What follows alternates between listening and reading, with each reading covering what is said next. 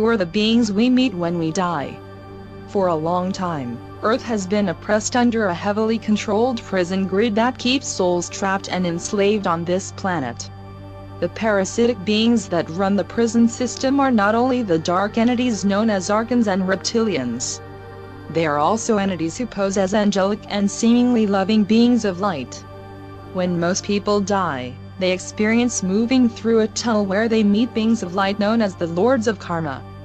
They are perhaps the worst violators of free will, and need to be exposed. To begin with, they are responsible for forcing people to reincarnate over and over and over again. In the free universe, outside of the Earth's prison grid, a being is free to incarnate onto any planet they choose. Nowhere in the process is a hierarchical group of manipulative beings like the Lords of Karma present. The primary tool the Lords of Karma use to manipulate a being into accepting repeated reincarnation on this planet is the life review. When a person's body dies, they move out into the astral realms and begin to shed most of their previously held identity. If this process were allowed to occur without interruption, the true light of that being would emerge from within them and release layer upon layer of limiting beliefs generated in that incarnation.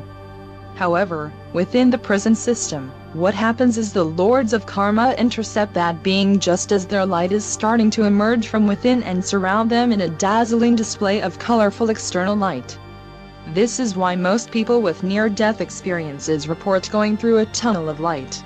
The dazzling outer display distracts the being and hypnotizes them through frequency entrainment and activation of any and all religious programming that being had been exposed to during their incarnation. The Lords of Karma and other members of the false light hierarchies such as the archangels and ascended masters will often be present in the background during this process. As the individual is filled with a feeling of universal love and connectedness, they are told that this feeling is coming into them from the external beings of light that surround them. However, this feeling of universal oneness and love is actually emerging from inside the person and is being reflected back to them by the Lords of Karma. The individual doesn't have any time to reflect on what is happening because they are quickly moved into the life review phase of the process. They are shown a little movie of their life which focuses only on the disappointments, unfulfilled desires, painful experiences and hurtful actions the person experienced during their life. Through this biased and manipulated life review, the being is made to feel bad about their life, which is exactly what the Lords of Karma want. They tell the person that even though they failed at so many things in their life, they will be given a chance to go back one more time and get things right in a new incarnation. The person is then grateful at this chance for redemption and accepts the agreements the Lords of Karma present them with to incarnate again. After agreeing to reincarnate, the person is then sent to a heavenly realm in the middle to upper astral realms to await reincarnation. This realm is nicely decorated with simulations of nature, lovely views, and a staff of beings who pose as guardian angels who make sure those beings go back to Earth when their time comes.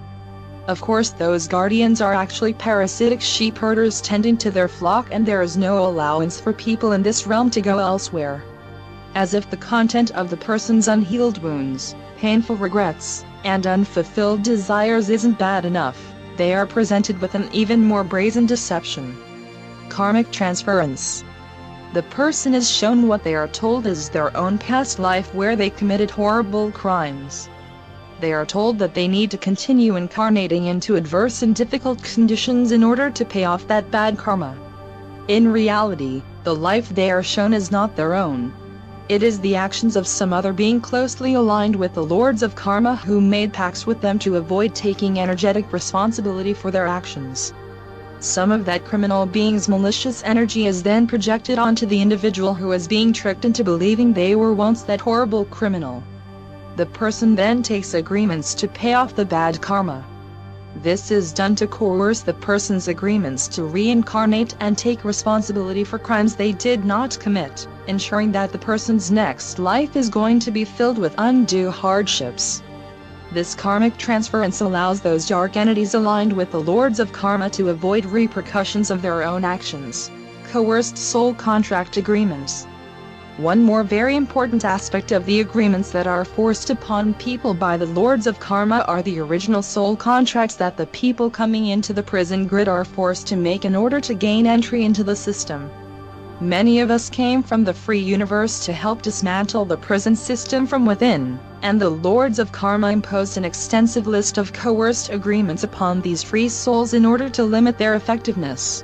These entry agreements also contain clauses that allow for unspecified hardships to be leveled against a person during their incarnation, including but not limited to birth to bad parents, physical abuse, sexual abuse, psychic attacks, etheric implantations, dream manipulation, relationship issues, health problems, financial problems, physical abduction, lack of self-worth, and much more.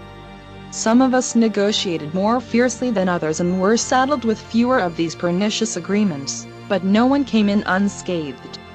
Regardless of how many coerced entry agreements we have, it is important to remove all of these agreements in order to get clear and proceed with our chosen tasks of healing and awakening others, as well as pulling apart the prison system from the inside.